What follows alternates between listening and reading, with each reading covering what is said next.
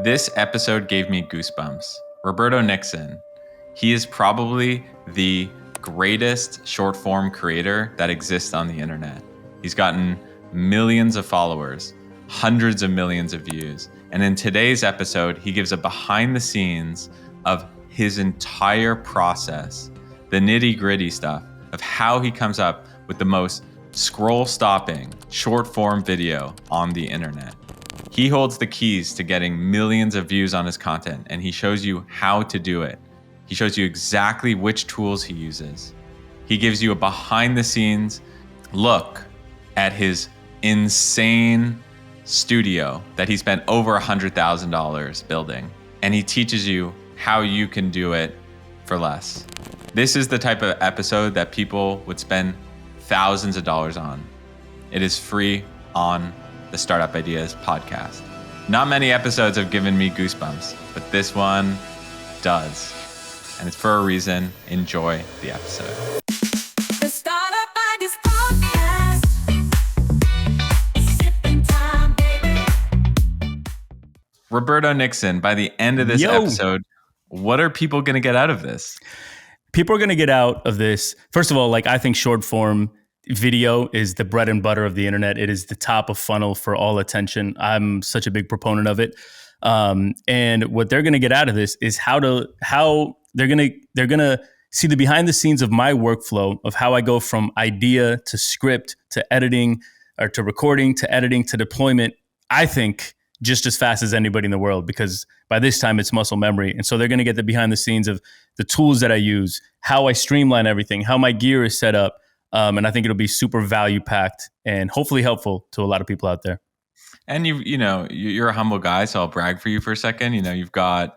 You get hundreds of millions of views on your content. You're hanging with the Zucks of the world, and you're kind of like the creator's creator. So in the sense that the top creators look up to you, and I don't think you've ever shown your process end to end anywhere. Is that right? Never. And I've been meaning to. So I appreciate the opportunity and the platform that you're giving me to do so, because in perpetuity from now on, I can send people to this video, because this is the biggest question that I get is what camera to use, what lights, what editing, how do you, so I think this will be super helpful. All right, let's get into it. All right, so first, what I really want to do here is I got Elijah, my homie, the cameraman. I want to show people that I'm in a garage. This is not a professional studio. Elijah, go around, maybe go wide angle, as wide as you can, and give him the tour. I didn't clean this. I didn't prepare this. I'm not trying to make this look good. This is my garage in my home, and it is very much a garage, a dusty garage, as you can see. Now, I am upgrading to a 2,500 square foot studio end of the year, which I'm really excited about. Greg, we're going to have to do this again when I get that placed out. It's going to be insane. But for now, this is it. And so let me first show my equipment right before we get into the script writing and editing and recording and all that. So right here, look at this setup. This is my main editing station, I would say. Again, we'll go through all this. We'll go through all this gear and show you how dialed I have everything. But let's go through the recording. So this is where I record all of my visuals, all of my videos, narrative talking head. I also have a cinematic storytelling, format that's on the field, and we bring a lot of lights and lenses and equipment. But my bread and butter is this cinematic sort of talking head narrative style about things that happen in the emerging tech space, AI, robotics, etc. And I break it down sort of in an educational way. So the way that I have it, I don't know how long that cord can stretch, but let's figure this out. If you have any questions, Greg, just interrupt. The way that I have it, I have a laptop here. I have a teleprompter with a Canon R5C over there. I have a spotlight here. Sometimes I have a gobo on it, and that's just for a stylistic choice. So I have that little streak going on in the background. You'll see how it looks on video. It looks kind of nice. I have an Amaron? I think it's a 150C, and I have a softbox with a honeycomb, a grid on it. That way I can control the light. We're recording in the day. Usually I record at night, so all the lights are dialed. If you look above me, there's an F22C Amaran, which is a top light, and everything is controlled through these little remotes. So I have it all dialed. I can turn it off, turn it on, all the lighting behind me, in front of me, above me, etc. Now this is where I think I'm going to take my headphones off. Greg, if you have a question, hopefully we'll be able to hear you. But I'm just going to go through recording a process.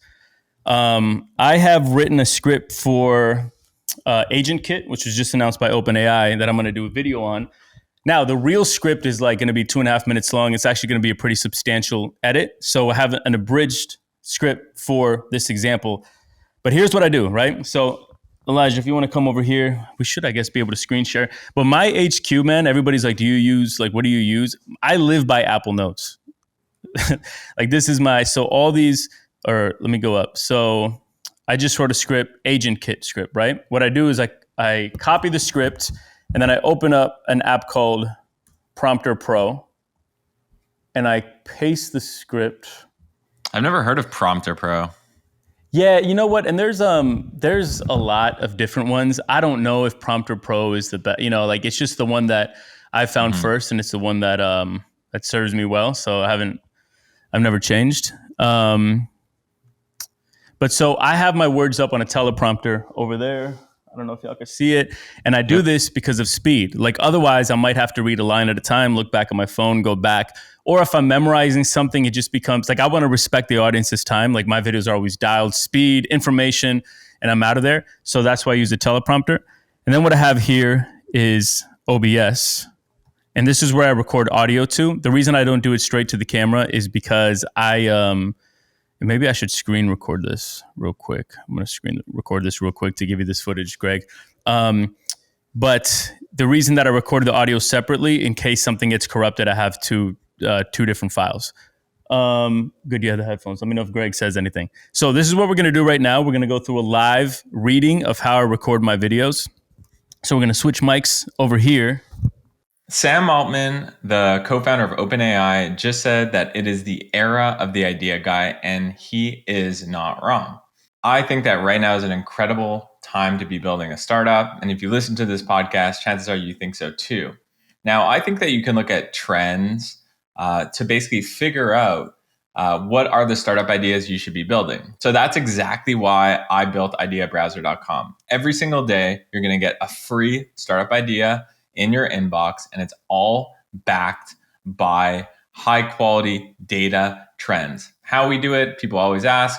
We use AI agents to go and search what are people looking for and what are they screaming for in terms of products that you should be building, and then we hand it on a silver platter for you to go check out. We do have a few paid plans that take it to the next level. Give you more ideas, give you more AI agents and more, almost like a ChatGPT for ideas with it. But you can start for free, ideabrowser.com. And if you're listening to this, I highly recommend it. So again, it's on Agent Kit. I have the script written. We can go through my scripting real quick. It's just generally like for videos like this where it's informative. What I try not to do is an information dump because I think that's going to be heavily commoditized by AI. There's going to be no point in having a human do it.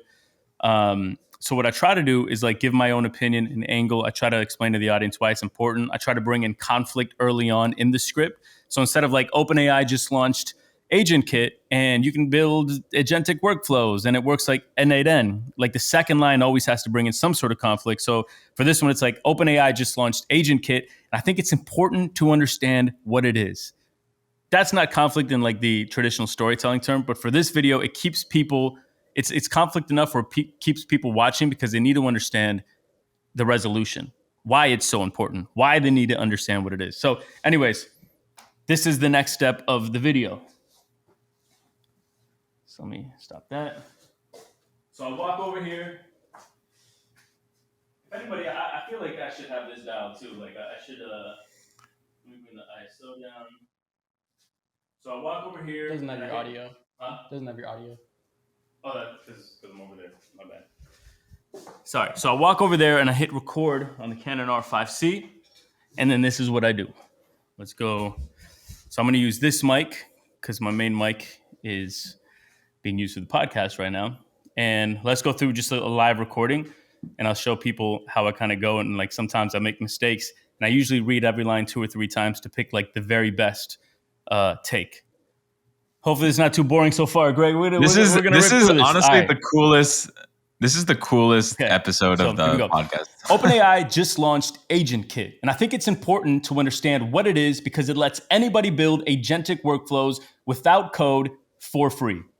So that's like the first line. Again, sometimes I'll do it twice. So we'll go one more time. OpenAI, make sure I'm recording in OBS. Okay, cool. OpenAI just launched Agent Kit, and I think it's important to understand what it is because it lets anybody build agentic workflows without writing code for free. Boom. So we'll go to the next line. It works just like N8N, but it's much easier to use. You start with a template or create a workflow from scratch. Go to the next line, where you can connect different AI models and tools using a node-based interface. Go to the next line. And it has an MCP node that lets you connect your own apps like Gmail or Dropbox. Once you're done, you can test and preview your workflow, and if you're happy with it, you can publish it. Boom. So that was it. I did the recording. So the audio recording goes to my desktop, which is automatically transferred to my Mac Studio editing workspace over there. I'm gonna go grab the memory card from the R5C.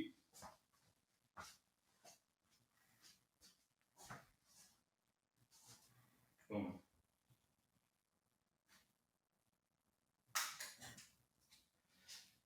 All right, and then this I think will be really interesting to people. Let me just. Sometimes this takes 5 minutes. Let me just airdrop it so it's quick. So I'm just going to airdrop this to my Mac Studio, which is the audio file. So I have a video file and I have an audio file, and I'll show you how I sync it. So that should be in my Mac Studio. Could be my phone. Let's see. What's the total cost of a studio like this? Dude, so here, like I'll tell everybody the total cost, but it's also like you don't need anything because when I go to hotel rooms and I just do it on my iPhone, it looks the same, it performs the same, it does not matter. I do this because it's like authentic to me. I love cameras, I love production, I love lenses, so that's what I do it. So before I tell you the total cost, I've done it many times on literally just an iPhone, no other equipment. It looks very good, especially with Apple Log. It sounds great, especially with like you can just use your AirPod 3s now, and the microphone quality is incredible. But the total cost for don't even tell us by the end of the episode. Just tell us at the end of the episode. Okay, cool. And that gives me time to like tabulate it. Yeah. And the total cost of my next studio is going to be absurd, and it's just because it's all overkill, but I like it. So yeah, that's what I mean. I'm gonna have like literally like I'm gonna have like jibs and robotic arms, and it's gonna be really cool. Anyways, so let me share my screen, and then trying to figure out a way that I can put this microphone and have access to my keyboard. There's cables all over the place. So now let me share my screen. Again, Apple Notes, my HQ. This is where all my scripting happens. But let's go through how I generally do this. So usually I'll create a new folder. Well, let me first show you this. This is my everything, right? Every year I have a 4 terabyte like Samsung T9 that I work out of. Some years I go through 2 or 3. This is where I have like all my client work. This is where I have all my reels, carousels. Like this is basically like my creative HQ. So I go to 2025 reels. Again, I have it set up. Client work. I have AI, content, culture, short films, tech, whatever it is that I'm working on. So we're going to go to the AI folder because this is an AI video. So I make a new folder, and my naming convention is generally today's October 7th, and I'll do OpenAI Agent Kit.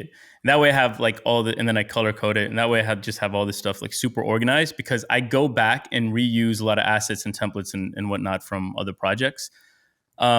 So what I'll do here is first, let me open so this is the audio file right here. So first I'm going to drag the audio file into this folder. Then I'm going to grab the main video file. Let's call it the A roll. And I bring it in from the Canon R5C. By the way, most beautiful. I've never seen a file directory so beautiful. Like all the color. Oh, thank you. Stuff. I need like organization. Otherwise I go crazy. But generally this is how I will label the files. And then usually we'll see how deep we get into here. I'll have a media kit or a media folder. I'll have an SFX folder. I'll have music. For this kind of thing, I probably don't need anything too crazy. But like if I'm doing and I'll pull one up. But if I'm doing like a short film, like right now I'm doing this thing on like Iron Mic, I'll have everything. I'll have audio clips, AI videos. So like, but for this one, I think it'll be pretty simple. So we just need a media music SFX folder.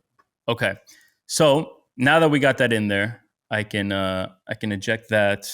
Where are we at? And by the way, Elijah, if you want to show like real quick what I have here, I just have 2 Apple Studio displays. It's powered by Mac Studio. Still the M1. I need to upgrade desperately to the M3 because you're going to see like a little bit of lag now. And I also just like having the newest shit. Other than that, I'm going into an Apollo Solo for audio video, and there's nothing really else to it. So, all right, let's go back to the edit. So I use Premiere. A lot of people have switched to Resolve. It's something that I definitely want to explore. I know Elijah over here uses Resolve, and all my editing friends use Resolve, but muscle memory is important to me, so I use Premiere. So open up a new project. We're going to drop this project into the folder that we just created called Agent Kit. We're going to call it Agent Kit. And here we have a new project. I've never like showed this, so I might not be the best teacher, but let's walk through it. So then I drag my A-roll and my audio into the project. I do new sequence from clip from my A-roll. This is going to be a 1080 by 90 since it's going to be an Instagram reel / TikTok. This Canon for some reason has like 3 audio tracks. I got to fix that. And then what I do is I drag my my audio track in, and then I synchronize it so the audio track is synced with the video track, if that makes sense. So now I'm unlinking everything. I'm going to delete the video from the audio track and the audio from the video track. So it all depends, right? So on these, I just have it like dialed, the audio treatment. And usually I just copy and paste from another template, but I want to go through it manually to show the audience. I add a multi-band compressor and I go to broadcast. I bring the output gain a little bit lower. And then I add a parametric equalizer. And then the sort of template preset that I really like is vocal enhancer. I bring the highs down a little bit and then move my lows a little bit to the left. And again, this is like trial and error, but for me, this sounds really, really good and crispy on the audio. OpenAI just launched. Sometimes I'll add like a noise denoiser. And again, if I'm doing like a film, the audio treatment is going to be differently, right? But for this is how I do the audio treatment. Because I usually go split screen, I bring this down to about 46%, like the scale. And then again, this goes at the bottom tab there. If you're familiar with my videos, you know this is like the way that I just organize them. I cut the top off a little bit, like 5% off the top, so it fits nicely into frame. And then that's how I kind of do that. And then the visual treatment that I use, and again, there's no right way to do it. I have something called Magic Bullet. You can just use like a regular LUT, whatever you want. But generally, I drag in this film preset of Magic Bullet. I bring that down to about like 40. That's looking good to me there. I bring in this little mojo thing. And sometimes I color manually, but generally, this is like my default. And then I go into the coloring module, let's call it, or workspace of Premiere. And then I can further edit from here. Sometimes just to keep the color consistent with the brand, so to speak, I'll come through this LUT that I created actually that emulated, I created it to emulate a Pulp Fiction look. I did it for this app that I have called Cinefecta, which makes like $2,000 a year. It's like peanuts. And that looks pretty good to me. Elijah, you're a colorist. What do you think? That looks good. That looks good. Maybe a little bit on the cooler side. So whatever, I can go in there. For these kind of videos, I don't spend any time on this. For like my more creative videos that are like really storytelling and full of depth, I'm going to spend a ton of time on coloring, sound, etc. So I go back to the short form window space that I create. And from here, this is going to be a little bit boring, but I'll go through it really quickly. What I'm going to do is choose the best lines, cut each line up, and then I'm going to stitch it from there. And I'm going to show you how I do it. That's kind of signature to me to keep the pace high. So let me go through and pick the very best takes. All right. OpenAI just launched Agent Kit, and I think it's important to understand what it is because it lets anybody build agentic workflows without code. So for purposes of time, we'll just keep that one. We'll go to the next one. OpenAI just launched Agent Kit. We got that line down. It works just like agentic workflows without writing code. Go to the next line. It works just like N8N, but it's much easier to use. You start with a template or create a workflow from scratch. Go to the next, where you can connect different AI models and tools using a node-based interface. And it has an MCP node that lets you connect your own apps like Gmail or Dropbox. Once you're done, you can test and preview with it. You can publish So it. that's how I did it. So like I just took the best takes. Usually I do like 3 or 4 takes for each line just so I have more to work with. Then I'm coming up here to sequence and I'm closing all of these gaps. So now this is sort of the body of our video. OpenAI just launched Agent Kit, and I think it's important to understand. So the next step that I generally do, just because I love my pacing and to be dialed, I'll come in here. You see there's like a little bit of like a millennial pause there. Like, I don't like that pause. So what I do is I cut some of the video track. I cut into the next track a little bit, even into the audio. I drop the audio down to another line, and then I overlay it a little bit. So now you'll see how much punchier and quicker it is. For free. It works just and that's like the style that I N8N. like for these kind of videos. Again, I respect the hell out of the audience. I don't want to waste their time. I want to get it through as quick as possible. From scratch. Where you So that one even quicker, and I'll. from scratch. Where you That's can fine connect for me. different Even AI I like it quicker. Again, purposes of time, we're gonna go through this quick. space. And So it has I'm liking all this. This is all sounding good, and you can see how I sort of doctor it, piece it together. Once you're done, you can test and preview your workflow, and if you're happy with it, you can Boom. publish And so it. we end it there. So that's the video. So this would be like a 28-second video. Then I generally bring the video up a track because all of the media and B-roll and everything will probably go underneath. In a video like this, what I would generally do next is I probably doctor it a little further where just for pattern interrupt, I'll go full screen on some of the stuff that I say in between lines. So Without code. So this one, I might actually bring it back up. And then what I have and what I recommend to anybody creating videos, or if you have editors and editors on your team, they should know this, but make sure that they have everything preset, templatized, etc., to waste no time. So I have, and I'll shout it out. I don't know the guy, Peter Togzinski. He's got these essential motion presets for Premiere, Resolve, all the editing platforms that I really like. And these are the ones that I just use instead of keyframing them individually for speed. Again, on the projects that I really care about that are like the storytelling, media videos, I will go through and keyframe things manually if it requires. But generally, I'll grab one of these, like clip zoom in, and I'll add another zoom in. And so when I go full screen, workflows without code. so I get a little bit of that for free. movement. And again, it's important just to keep people's attention. A workflow from scratch where you can connect a workflow from scratch where you can connect different AI node-based interface. And it has an MCP. So maybe for this little and, I'll do the same thing. I'll remove attributes, and then I'll paste the attributes from the previous one that I just copied. And it has an MCP node that lets you connect your own apps like Gmail. Okay, so now in a video like this, where I'm not generally creating assets, we will create an asset to show you how I build like AI-generated visuals using like free pick as an example. Sora 2 just came out publicly, so I'll probably switch from Nano Banana Kling workflow to Sora 2, but we can go through that.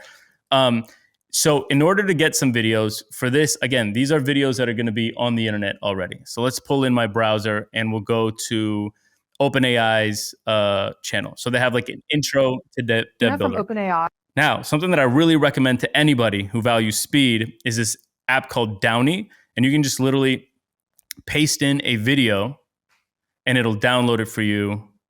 So you paste in a video and it'll download this for you automatically. Dude, you know what I usually do for that? Yeah. I Google like, or YouTube Perplexity. 10p4. Yeah, exactly. Yeah, and I yeah, get yeah, viruses all day That's long. what I used to do too. So this app is huge, bro, because if I'm getting your videos from YouTube or Twitter, I'm using Downy. So Twitter, Instagram, TikTok, anywhere on the internet, like you can download videos using this tool, and it just saves so much time, which is what I'm all about. So now I go back to my media tab, and from my downloads, I'm going to drag this intro to Agent Builder into the media tab. So now I have that. For this example, I'm just going to use this video. Usually I go in and get like 4 or 5 different ones. So I have more choices to be able to present visuals that are in context to what I'm saying.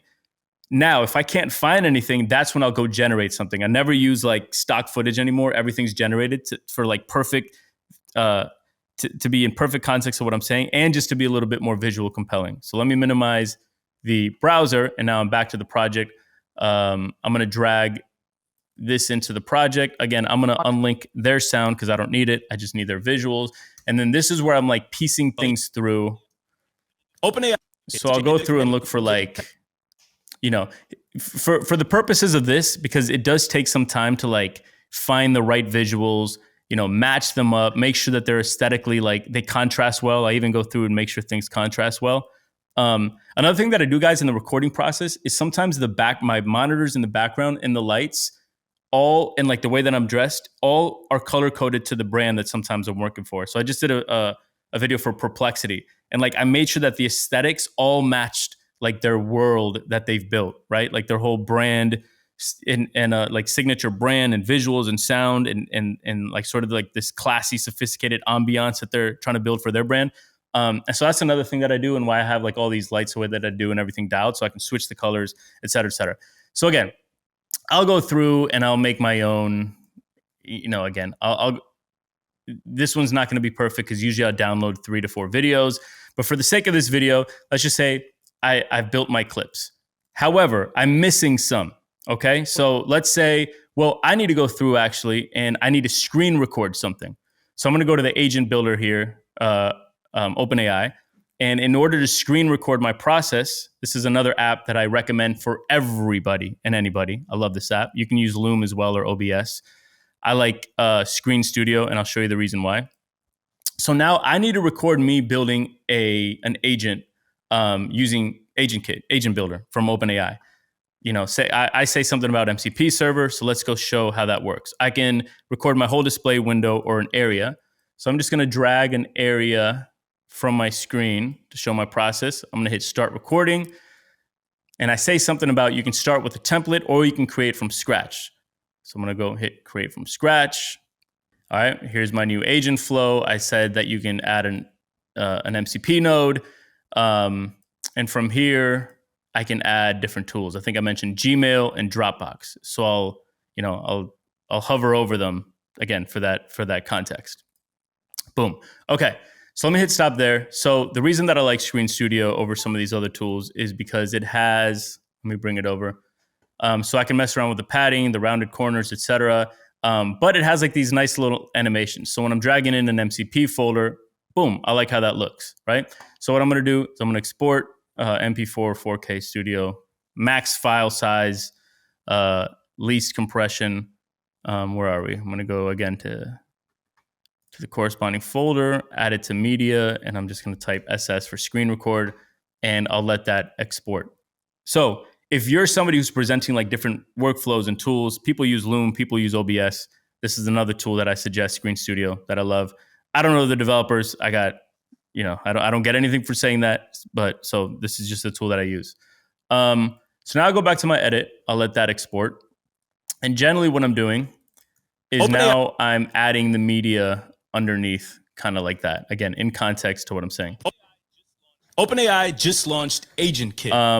So just to mention it again, like for the purposes of speed, we're just going to go through. None of these visuals are really in context to what I'm saying. So generally, I take my time to find something that's a lot more appealing, and then let's bring in the screen recording.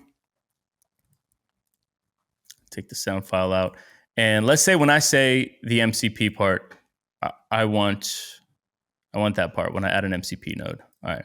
So there I am, grabbing the MCP node. I think somewhere in here I say it. But it's much easier to use. You can connect different AI models and tools using a node-based interface. And it has an MCP node that lets you connect. And it has an MCP node. It's an MCP node that lets you connect your own apps. And then I'll cut it there. And then the part where I'm looking at Gmail and Dropbox. Again, you see that nice little motion that Screen Studio does for you. That's another reason I like it, so I don't have to sit there and keyframe.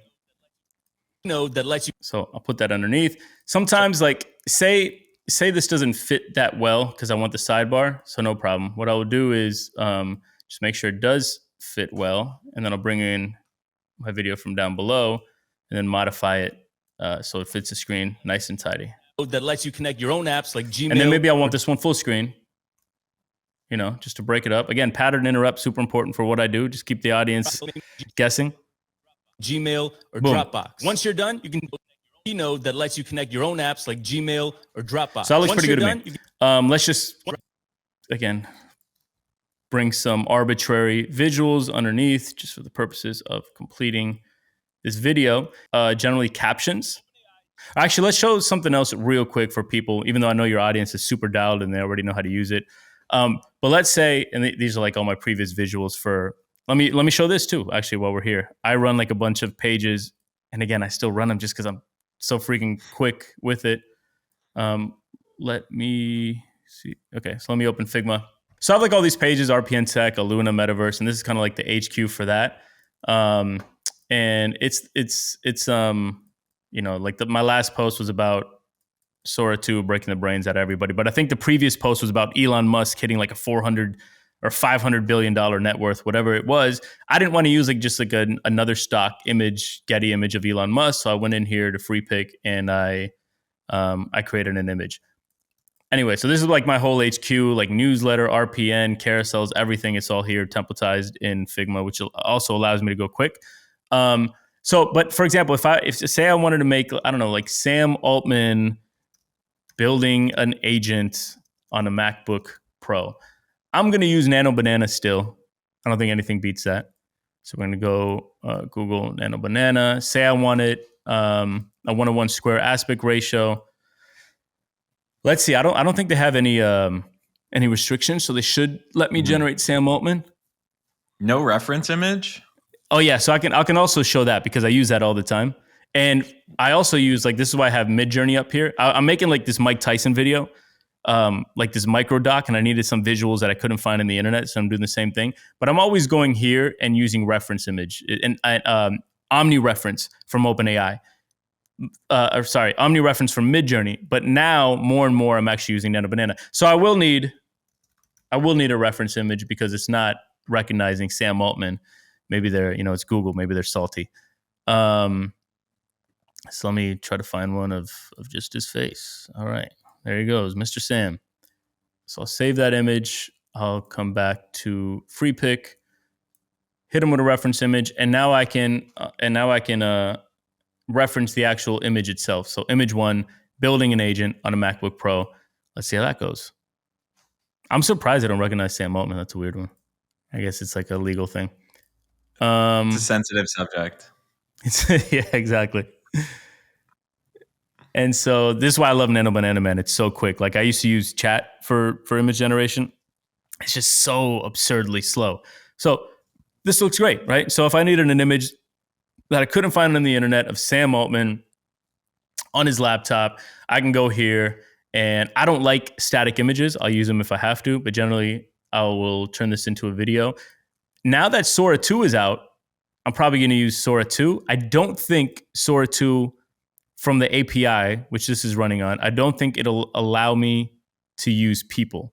So my guess is, let's just generate that, but my guess is that's not going to work. So the next best thing to me, WAN 2.5, Hailuo, Chinese models are great. Generally, I'm using Kling, another Chinese model. And, we'll just, instead of a close-up shot, let's say, I don't know, the camera orbits around the focus individual on a laptop, da-da-da-da-da. So I would just generate that video for like a couple seconds of B-roll. That's queued. I'll let that do its thing. For now, let's go back to Premiere. So now I can create my captions. This is what I do. I create my caption from scratch. I generally bring maximum length in characters and maximum duration in seconds down, and I go single line because I like my captions like appearing on screen almost like one word at a time. I just think it's like a slot machine. It just sort of psyche hacks the brain, kind of like how it works. My fonts are generally Aeonic, semi-bold. I think I paid like $600 for this font, and it's probably not worth it, but that's what it is. I usually bring it to around a 60 size. OpenAI just and then you have to go through and modify the captions if accuracy is important to you. Some people don't care. OpenAI. I'm not going to go through the whole thing, but this is what I would do. is just modify the captions so they're accurate. Agent kit. And I think it's important. Now, at the beginning, there's probably a better way to do this, but I'm just so fast at doing it this way that this is the way that I do it. I usually give it like a little bit better treatment with the captions at the beginning. So let me open up Photoshop. Again, you can do this all in Premiere. You can open up After Effects, which works nicely with Premiere, and do this. But I generally like building out my own. So I'll be like, I don't know. Let's go through and design like a quick typography thing. OpenAI. Usually I'll see like, all right, where does this fit nicely? Let's actually, so the other font that I use generally, I usually kind of try to stick to 2 fonts, and then I have some other ones just to try to keep that brand consistency. But I'll use another font called Romy. Again, an expensive font. I paid for it, but I gotta support the fellow designers and creatives. So OpenAI just launched. Man, I usually take my time on this to make it all beautiful and symmetrical, but now let's just go agent kit. All right, so let's just say, actually, this doesn't look good. What can we do here? I just try to like add some emphasis to typography. Look, this doesn't look all that good, but we're just gonna go again. Sake of time, we're gonna go like that. All right. I mean, to you, it doesn't look all that good, but to okay. me, all right, fine. I appreciate. I'm that. like, this is a Picasso right here, All right, dope. I appreciate that. So then we're gonna export that. Again, we're gonna bring it to. I was just working on Salesforce video. How exciting! Gonna bring it back to that same folder. I have everything like dialed, which makes it easy. Now, look, I know editors are gonna laugh at me, but I don't think there's a faster way to do this. So this is what I do. OpenAI just launched Agent Kit. All right.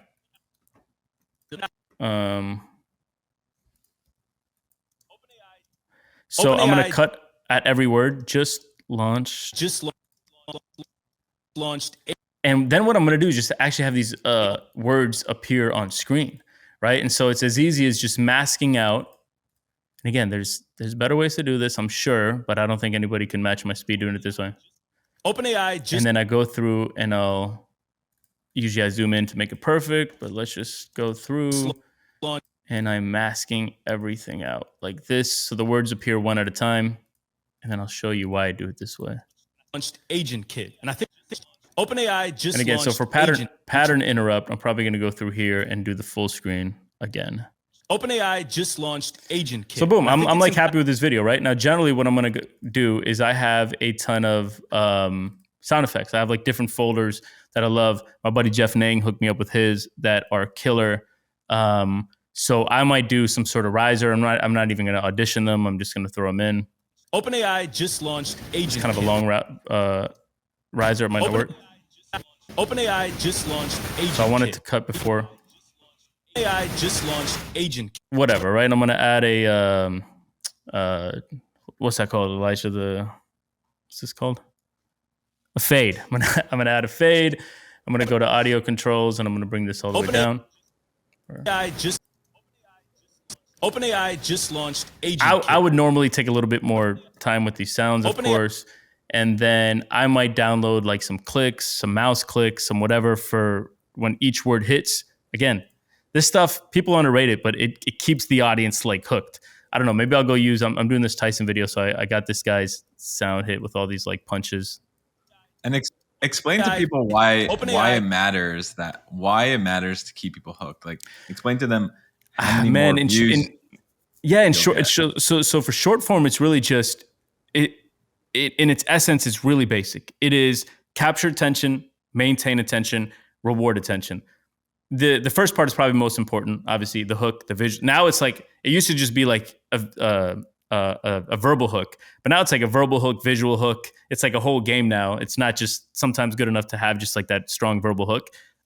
So obviously, capturing that attention is the most important because if people don't, if you don't capture their attention in the first 2 seconds, they're not going to stick around. I always say like Christopher Nolan could upload The Dark Knight, but if it didn't have a good hook, nobody's sticking around. It's like a little bit of a tragedy. But that's the game we play in short form, whereas long form, the game that you play, Greg, is more about the packaging, the combination, title, thumbnail, etc. So most important, capture that attention. Then you have to obviously reward that attention. The way that we do that is generally, and I always quote Calloway, our buddy. I love his quote here. It's generally a dance between the conflict and the context. And so these are just like basic storytelling, like devices where it's like, okay, how do we do that? You add in conflict, resolve that conflict, go to the next conflict, resolve that conflict, etc. That's how you maintain attention.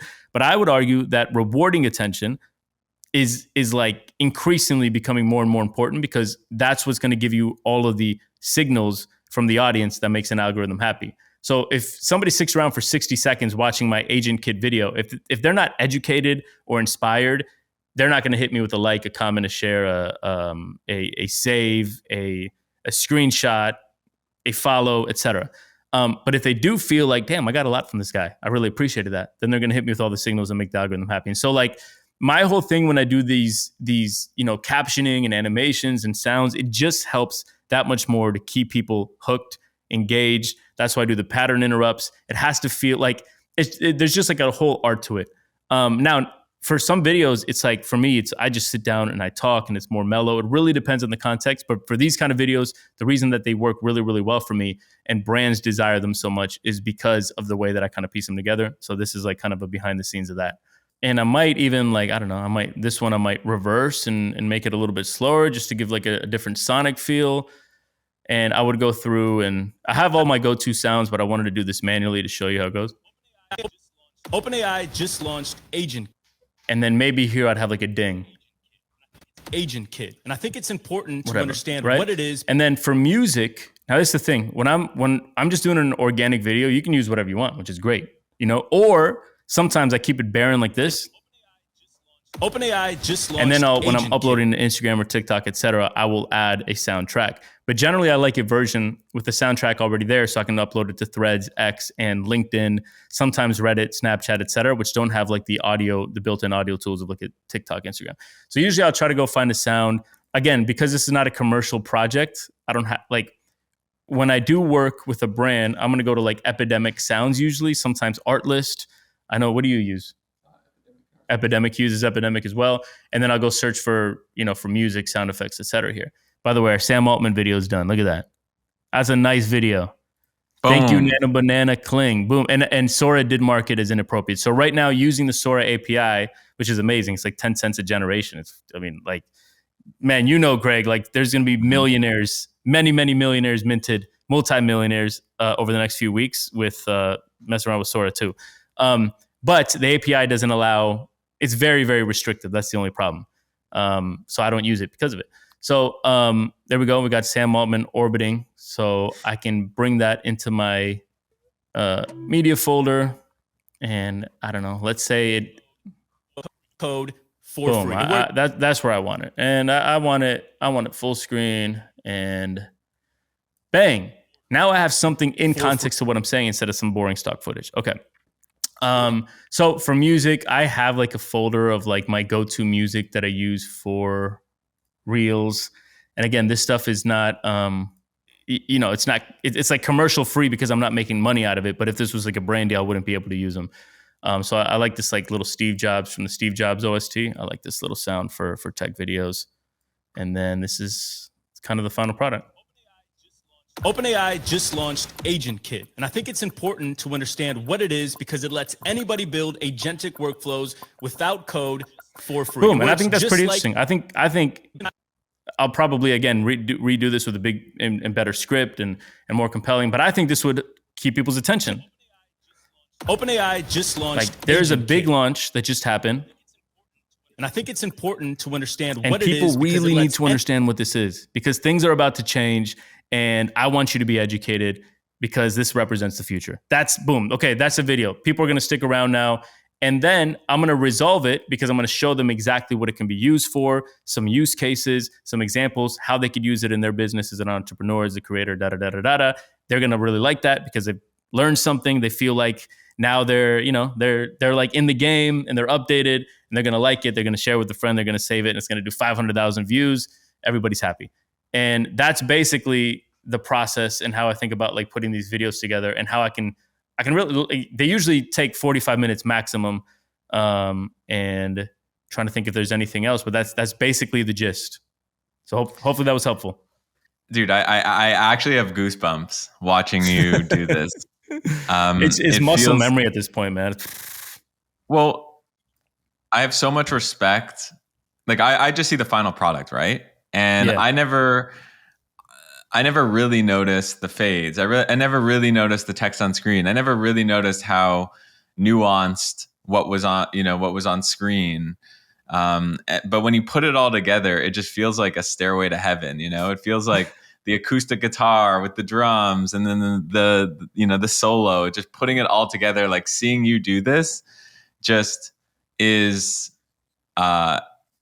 it's watching someone who's world class do what they do, and to you, you're like, this is so simple, dude. To you, you're like, yeah. You know why that's interesting, and you've probably first of all, I really appreciate that, but you've probably felt this phenomenon sometimes in anything that I do, right? And like we're going to be building that community, like I was telling you about, and like I'm like, but this stuff it's just logical. It's like, but then I realize it's like, no, this is like 10 years of muscle memory, just being in the game and picking up like little tricks and all these little nuances.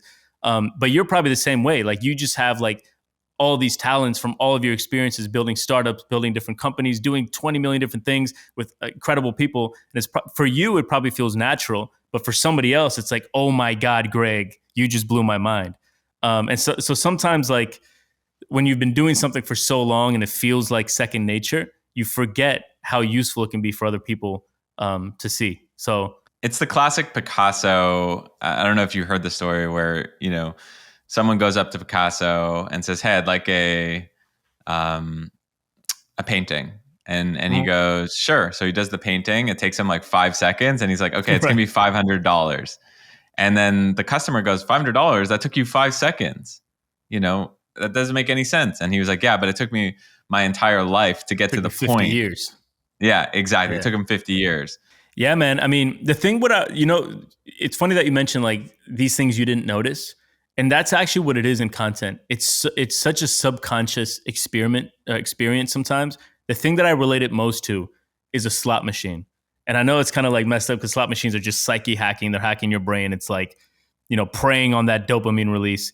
It's kind of the same in content where like sometimes you sit in a slot machine for like an hour and you don't realize what just happened. It's because you're like addicted to the visuals and the sounds, and it's all just there's a real psychology behind it, to the point where like a lot of these casinos or like a lot of these micro games, like the Clash Royale games of the world, people don't realize they actually have more like data engineers and like psychologists on staff sometimes than like engineers and designers, because that is the whole game that they're playing. It's not really like there's no, the design and engineering is okay, but it's like the psychology back component to it that is like the true magic of these games. I kind of think it's similar with content, where it's like there's a real art to it, there's a real science to it. It changes. It's like ever changing because it's always evolving, and it changes also from context to context. Where like depending on the video that I'm making, depending on the product, like whatever it is that I'm saying, I'm gonna approach it differently.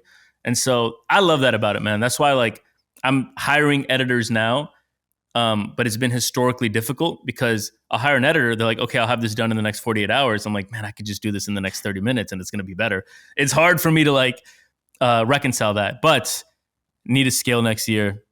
And I'm just so busy now that finally I feel like I'm going to be giving up the reins. And so I'm glad that I have this video, because now all the prospective editors out there, I actually think, Greg, like this video, I don't know how it'll do at the beginning, but I think over time it'll be like a sleeper that's just super evergreen. Because I've also, every time I talk to an editor, they're like, oh man, like all my clients give you as a reference of what they want their stuff to look like. So now like all the editors in the world can go and see how I do it. So go work for Roberto. Join the empire.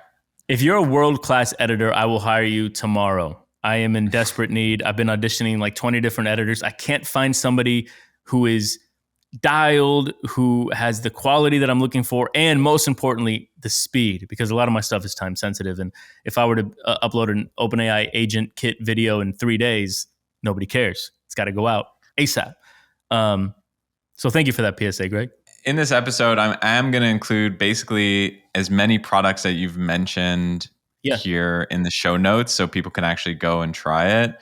But you still owe me an answer to a question, which is, yes, how much money approximately how much money to create a Roberto Nixon like studio? Okay.